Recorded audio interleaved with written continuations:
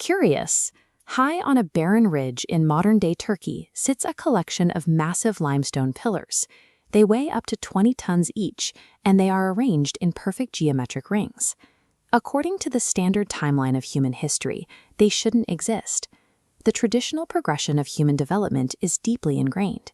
For hundreds of thousands of years, humans were nomadic hunter-gatherers. Then we figured out how to farm. Farming tied us to the land, which led to permanent villages, which eventually grew into cities capable of organizing the large labor forces required for complex religion. Take Stonehenge. This massive ring was erected roughly 5,000 years ago, long after the people who built it had mastered agriculture and settled into permanent communities in Britain. Or the Great Pyramid of Giza. Built around 4,500 years ago, its construction required a vast, highly organized society that was fed by the predictable agricultural cycles of the Nile River. These monuments were the ultimate finish line. A society had to invent farming, settle down, and accumulate huge surpluses of food before it could afford the time and energy to build massive stone temples. Then, archaeologists began digging at Göbekli Tepe. Carbon dating confirmed its age at over 11,000 years old. That is 6,000 years older than Stonehenge.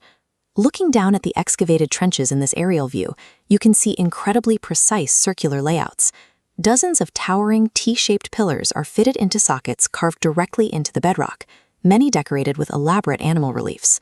Here is the problem. 11,000 years ago, the people living in this region were strictly nomadic hunter-gatherers. They did not have domesticated wheat.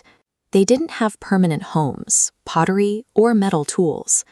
In 2025, researchers uncovered a life-size painted human statue at the site. It shows that these wandering groups possessed an advanced shared system of ritualistic self-conception. Long before they had a city, they had a religion. Göbekli Tepe proves the temple came before the city.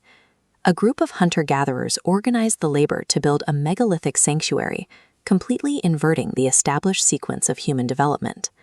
Constructing this site was a logistical nightmare. Carving and moving 20-ton limestone blocks requires hundreds of people working together in one place for long stretches of time. For nomads, this level of physical coordination was entirely new. But a wandering tribe hits a hard physical limit. You cannot sustain hundreds of laborers in a single, barren location for months at a time by hunting wild gazelle and gathering wild grains. The local food supply would be exhausted in a matter of weeks. The gravitational pull of gathering for these massive rituals created a crisis. Ritual and monument building acted as the primary driver for agricultural innovation. Instead of farming enabling religion, the demands of the temple necessitated the field. Humanity invented farming simply to feed the builders. Our ancestors traded the freedom of the hunt for the labor of the harvest because their spiritual and social obligations demanded a permanent, centralized food supply. This brings us to a landmark 2026 study published in the journal Nature by researchers Ali Akbari and David Reich. They shifted the focus away from the stones of the settlements and looked directly at the biology of the settlers. Trading a nomadic hunting lifestyle for dense farming communities altered the human environment. Diets narrowed to carbohydrate-rich crops. Settlements grew crowded. Animals introduced new pathogens, and crop failures threatened famine. This visualization tracks 9.7 million genetic variants across 18,000 years. Natural selection accelerated rapidly once civilization began, revealing thousands of microshifts. Isolating specific nodes shows drops in variants for body fat and schizophrenia. Our biology reacted to dense urban environments. The Neolithic transition marked a point where cultural choice began to dictate biological outcomes. Every increase in grain consumption or population density left a measurable signature on human DNA profiles.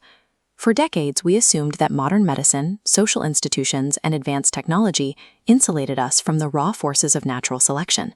We thought we had stepped outside of evolution. The ancient DNA proves that civilization acts as a selective environment.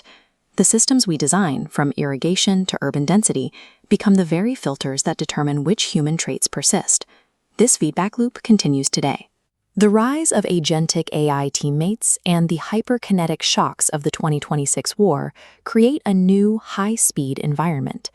Like the transition to agriculture, these digital systems alter how we coordinate and process information, placing new selective pressures on the human mind. From the first carved limestone pillars of Göbekli Tepe to the modern digital age, the structures we build inevitably end up